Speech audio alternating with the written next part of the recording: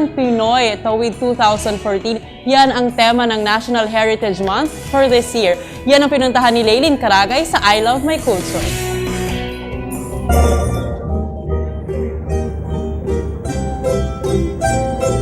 Good morning mga boss! Ipinagdiriwang ngayong buwan ng NCCA ang National Heritage Month. Kaya gusto nilang maibahagi sa publiko ang kahalagahan, awareness at preservation ng heritage sa pamamagitan ng pagtibay ng national identity natin.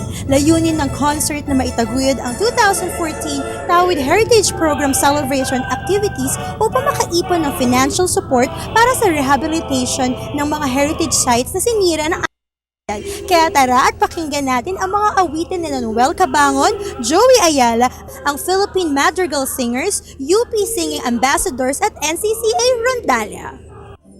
So Father, ano po ang tema ng concert ngayong gabing ito? Gusto namin itawid ang pamanang Pinoy sa mga kabataan at ang concert na ito nagpapaalala sa atin kung gaano kahalaga ang ating kultura.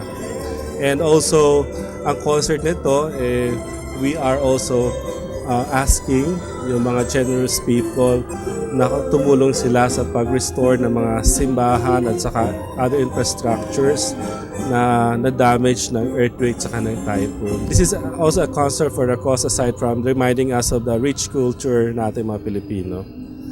So Mr. Noel Cabangon, ano po ang pamanang Pinoy na maibabahagi niyo sa concert na ito? Meron ako ilang mga awitin na sinulat ko. At saka yung tinatawag nating OPM Classics din na kasama sa aking mga albums. So yun yung ibabahagi ko ngayong gabi.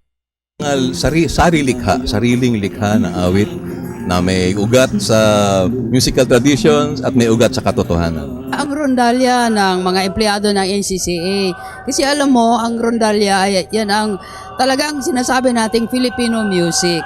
No? Kaya ang pamanang na ibabahagi ng mga empleyado ng NCCA ay isa matuto sa isang instrumentong Pilipino at tumugtog ng mga awitin na Pilipino.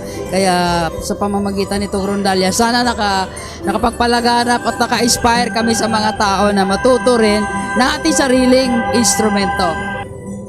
Ano lang po ang mensahe natin sa ating mga audience? Ito pong Mayo ay buwan ng pamana. Sana maalala natin ang ating mga namamanang mga katangian, mga kultura mula sa ating mga ninuno. Katulad nitong San Agustin Church, ito ay World Heritage Structure at ito ay isa sa mga pamanang importante para sa ating bansa. Kaya dito natin ginanap ang ating programa ngayon bilang pagunita sa buwan ng Mayo, bilang buwan ng pamana at sa San Agustin Church na isa sa ating mga mahalagang pamana. Alam nyo, napakayabong po talaga ng ating kultura at lalong-lalo na ang ating sariling wika, masarap pong pakinggan, masarap awitin. Sana pagpatuloy po natin na kilalanin ang ating pamana sa atin dahil ito po ang nagbibigay sa atin ng identidad bilang mga Pilipino. Yun po yung tinatawag nating sariling atin. Ito po yun. At wala pong ibang tingin ko makakaangkin ito kundi tayo pong mga Pilipino. Ating cultural heritage ay maprotektahan, ma-promote at saka ma-conserve natin para the future generation will continuously to enjoy ang pamana ng ating lahi. At sana po sa mga generous people, tulungan niyo po kami na i-restore ang mga simbahan and other infrastructures na nasira ng earthquake typhoon.